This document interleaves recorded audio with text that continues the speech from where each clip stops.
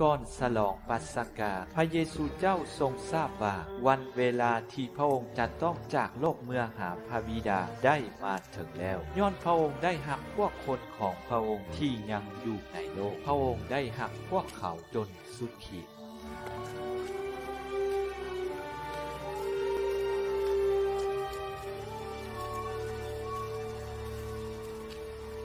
รับอาหารแล้วในเวลานั้นผีปีศาจเข้าบันดลหัวใจของยูดาห์อิสคาริโอตลูกชายของซีมอนให้ซอกหาทางมอบพระองค์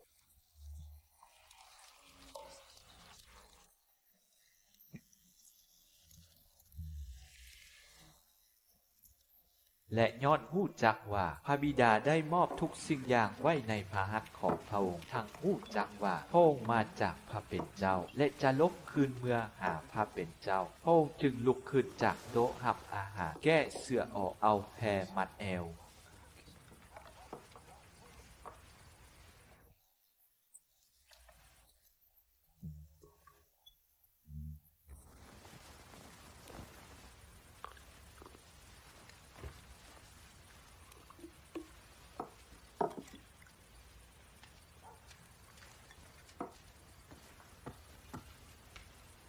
ถอกน้ำใส่สามแล้วลงมือล้างเท้าให้พวกลูกศิษย์พร้อมทางเอาแพรที่พระองค์มัดแอวนั้นมาเสร็จ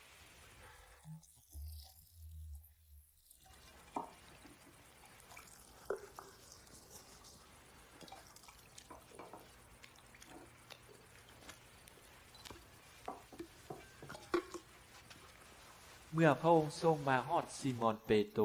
ตรทูลว่าพระองค์จะมาล้างเท้าให้ข้าน้อยบ่พระเยซูเจ้ากล่าวตอบว่าสิ่งที่เฮากระทำอยู่เดี๋ยวนี้เจ้ายังบ่ทันเข้าใจได้เจ้าจะเข้าใจในภายหลังเปโตรทูลต่อไปว่าบ่ได้ข้าน้อยบ่ยอมให้พระองค์ล้างเท้าเป็นเด็ดขาดพระเยซูเจ้ากล่าวว่าถ้าเฮาบ่ล้างให้เจ้าก็จะบ่มีส่วนนำเฮา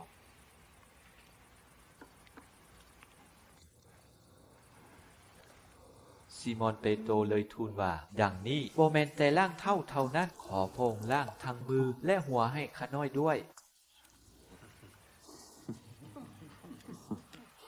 พระเยซูเจ้ากล่าวตอบว่าผู้ที่หาก็อาบน้ำมาใหม่ๆต้องการล้างแต่เท่านั้นย้อนว่าเขาได้สะอาดหมดตนทั่วแล้วส่วนพวกเจ้านั้นสะอาดบริสุทธิ์แล้วแต่บ่หมดคนย้อนพระองค์ทราบดีว่าผู้ใดจะมอบพระองค์จึงกล่าวว่าพวกเจ้าสะอาดบริสุทธิ์หากบ่หมดคน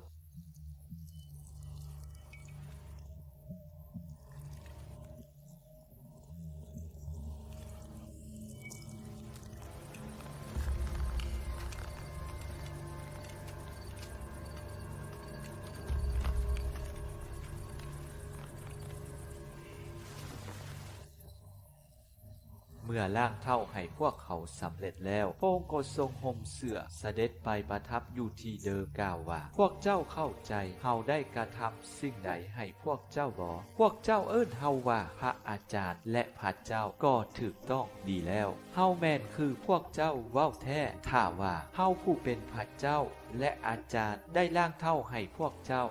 าเองพวกเจ้าก็ต้องล้างเท้าให้กันและกันด้วยเฮาได้ให้แบบอย่างแก่พวกเจ้าเพื่อให้พวกเจ้าทำตามที่เฮาเองได้กระทำนั่นแหละ